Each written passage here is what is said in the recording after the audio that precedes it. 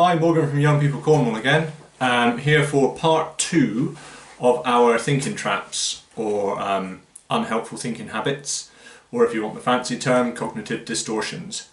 So, like we said before, these are patterns of thinking that we can get stuck in that maybe aren't accurate or helpful ways to think about certain situations. So we've spoken about the first 6, now we're just going to see if we can identify the next 6, and then maybe ask yourself if you see yourself in any of these, if there's any ways that you think about situations that perhaps are or fall into the category of these thinking traps that we've spoken about. So the next one is, the first thinking trap we'll talk about today is compare and despair. So that is when you compare yourself to other people. So you might look at somebody and say, oh look, what they did is really good, I would never be that good, or what they've done it really well and I would never be able to do things that well. So compare and despair, it's seeing the good in others and seeing the bad in yourself. And what we would say to that one is, is the way that you're looking at yourself or other people, is it realistic? Is it accurate? The next one, catastrophizing. So catastrophizing is assuming that the absolute worst is going to happen in any given situation. And that can be quite a scary thinking trap to be caught in, and it can stop people from doing a lot of things because they assume if they go and do something, or they go and try something new or whatever, then the absolute worst thing is going to happen. The next thinking trap is the critical self.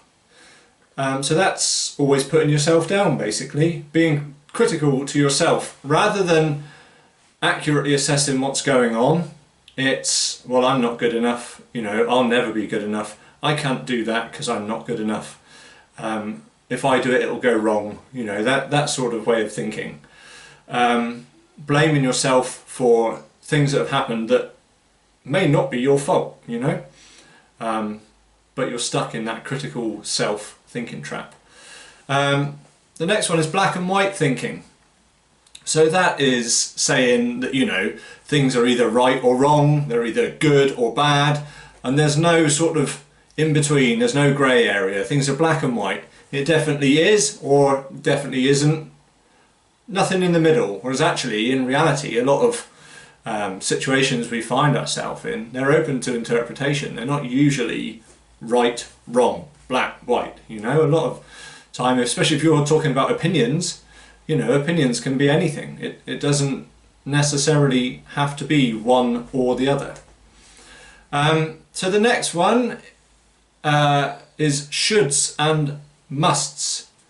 And so this is a way of putting undue pressure on yourself, saying that you should achieve this or you must do that.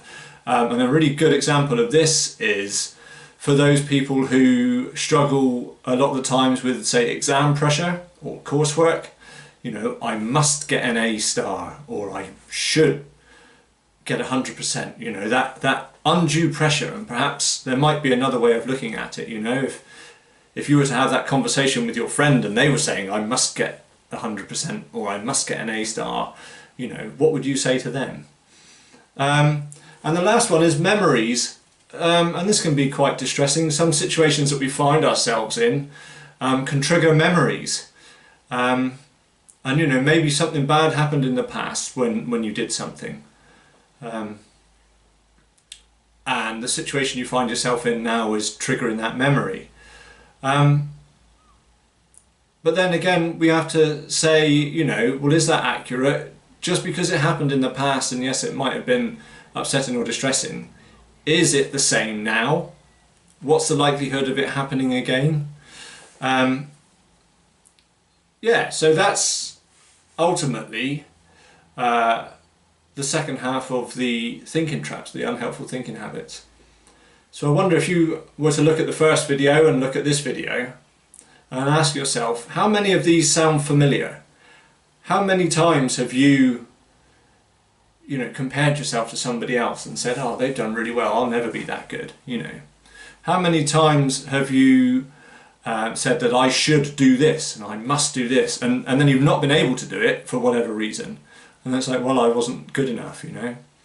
So there's lots of different ways to think about situations, and if we think about the intervention that this is following, the cognitive restructuring, first things first, we need to try and understand what our hot thoughts are and what category they fall into in these thinking traps.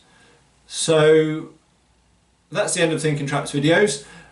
Maybe over the next week you could see if you catch yourself thinking about any situation and see if it fits into any of the 12 thinking traps that we've spoken about. Catch you later.